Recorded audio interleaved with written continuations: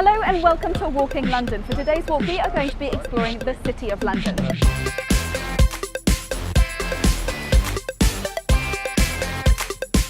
Not to be confused with London, the City of London is actually a city and a county within the City of London itself, and as you can hear it is super noisy. So for this walk we are starting here at the Bank Station area and we're going to be ending up at Tower Hill. This walk should take you about 2 to 2.5 hours, and it depends on how fast you walk obviously, but also whether you incorporate the extras that I've hidden in at the same time. So let's get started. So as I said, you're going to start your walk over at Bank Underground Station and then walk across the road here to the Duke of Wellington statue. Now this area of London has traditionally been the centre of wealth and power. You can still see that today because over here we have the Bank of England, behind me you have the Royal Exchange building, and in front of me there is Mansion House, which is the traditional residence for the Lord Mayor of London.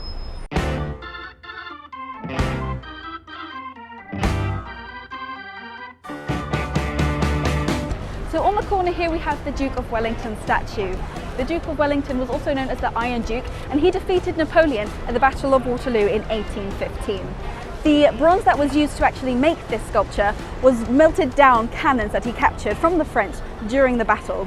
They were melted down and cast into the likeness of the Duke on a horse. The Duke is the only person to have 2 equestrian statues dedicated to him in the City of London, the other one being at Hyde Park Corner. Here we have the London Troops Memorial. This memorial is dedicated to the men who died during the First World War. The original design by Sir Aston Webb included some 75-foot masts, but the design was rejected, and so this is the design that you now see today. Over here we have a kind of overlooked statue to James Henry Greathead, who was a South African-born engineer. He designed the Greathead tunnelling shield, which was used in the Tower subway under the Thames in 1869, and also to build the railway, which now we know as the Northern Line. And if that wasn't enough for our very first stop on this walk, underneath this pavement here was the world's very first public lavatory. Okay, so not really impressing you, and clearly not impressing you, Nadia, my camera woman. But it was opened in 1855 and it cost a penny to go into, which is where the term spend a penny originated. Lastly, we have the Royal Exchange building, which was the centre of commerce for many, many years, and then occupied by Lloyd's Insurance for 150 years. It's now a shopping centre and has some offices inside, but it is worth a little look because inside is a really great cafe called the Grand Cafe, which might be a good spot for breakfast. And also inside there are murals painted by prominent artists in the time from 1892. Leaving the Royal Exchange building, you're then going to walk down Cornhill. Cornhill is the highest point in the City of London and was once the site of a massive basilica, which basically means big important church. This was part of the Roman Empire, and this is also when it was called Londinium. As you're walking down Cornhill, make sure you make a stop at number 32. As you can see, it has a door with lots of wood panelling with carvings inside, and these carvings represent different historical events that happened around London. Back in 1848, number 32 was actually number 65 and the home to publishers Smith and Elder. It was an interesting event in 1848 when 2 of their authors came to visit quite unexpectedly, and they thought it was Acton and Cura Bell. It turns out instead of these Bell brothers, they were in fact sisters, Charlotte and Anne Bronte. You're then going to head along Finch Street and up Threadneedle Street to this rather unassuming blue door. This is the Merchant Taylors' Hall, and the Merchant Taylors' Hall has been on this road since 1347. One of the most important members for this Merchant Taylors' Hall was Sir Christopher Wren. Now remember that name because that name is going to come up again a fair few times on this walk. So the reason I find this particular place fascinating is because this is where the British National Anthem was sung for the very first time in 1607. No one knows who actually wrote the lyrics or the music, but that means that this is essentially where the British National Anthem began. Before we get to Leadenhall Market, we're going to make a stop very briefly here at 8 Bishopsgate, which I know isn't very pretty, but just hear me out.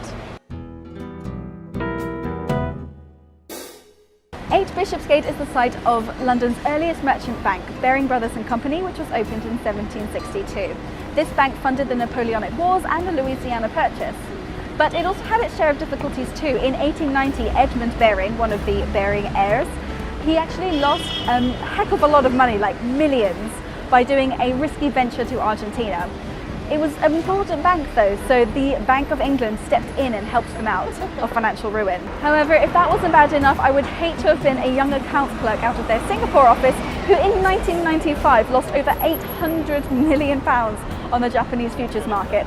It sent the bank into absolute financial collapse, and that was the end of the Baring Brothers and Company Bank. Oops.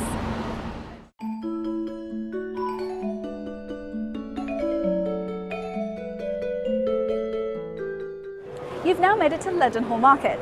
This is a cross-shaped lead-roofed house that belonged to the Neville family in the 14th century. There are lots of cobbled streets and alleys, and it's full of shops and pubs these days. A short walk through Leadenhall Market will bring you to Bull's Head Passage. This little alleyway here was in fact used in Harry Potter and the Philosopher's Stone as Diagon Alley, but with a little bit of set design and film magic. I can't see it myself, I might have to go back and watch that clip again. And they bring, if they desire, either an owl, a cat or a toad. Can we find all this in London? If you know where to go. Once you've come through Leadenhall Market, you will probably notice this giant silver, steel and glass monstrosity. This is Lloyd's of London, and it was quite a controversial building. It was particularly controversial when it was built because it completely ignores all of the traditional architecture that surrounds it. Lloyd's of London is home to a really interesting piece of history, the Lutein Bell.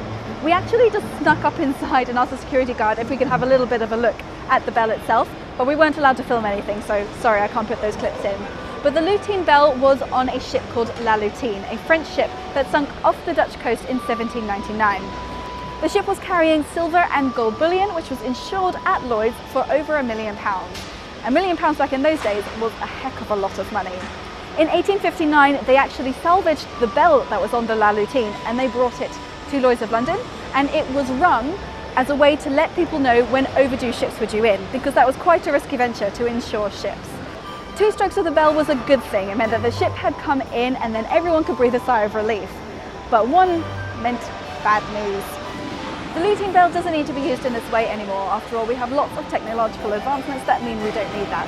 But it is used on certain occasions, such as ceremonial occasions, Her Majesty's birthday being an example, but also in times of very difficult disasters, such as the terrorist attacks on the Twin Towers in 2001. So now what we're going to do is take a trip down Lime Street to our next location on Fenchurch Street. Heading down Wood Lane, you come to 20 Fenchurch Street, or the famous walkie-talkie building. Now this is the 12th tallest building in London, and it cost over £200 million to build.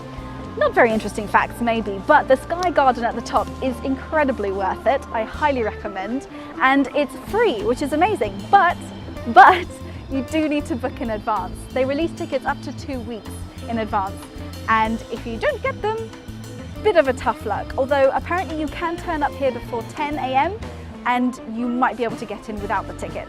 Or after 6 PM you can go to the bar up in the Sky Garden, but you have to be dressed smart casual, which I'm not, so I guess we'll continue on our walk. Dipping down Wood Lane, you come out at St Margaret Patten's Church. Patten's, out of interest, is a type of shoe that was produced in the lanes around here a very long time ago indeed. This building burnt down in the Great Fire of London in 1666 and was rebuilt by Sir Christopher Wren. You are definitely going to hear this name coming up quite a lot. When the church was rebuilt, Wren actually used to attend services here, and in one of the canopied pews in the ceiling is carved CW 1686. His initials, and the fact that he used to sit in that very spot when he attended service. If you started your walk around 11 or 12, you're probably feeling a little bit peckish by now, or you might want a big lunch. So 2 restaurants that I would suggest are over by Monument. The first is The Hydrant, and it's an American diner style place. I love booths, so I really like the booths in this place. And I particularly recommend the pulled pork burger or the halloumi burger. If you're looking for something that's not American food, then why not try the Folly? Just because the restaurant is so beautiful. Inside is absolutely stunning, and the food itself is great. I haven't had any mains there, but basically I took a bunch of starters and just ate those instead, and they're all really interesting and all very yummy.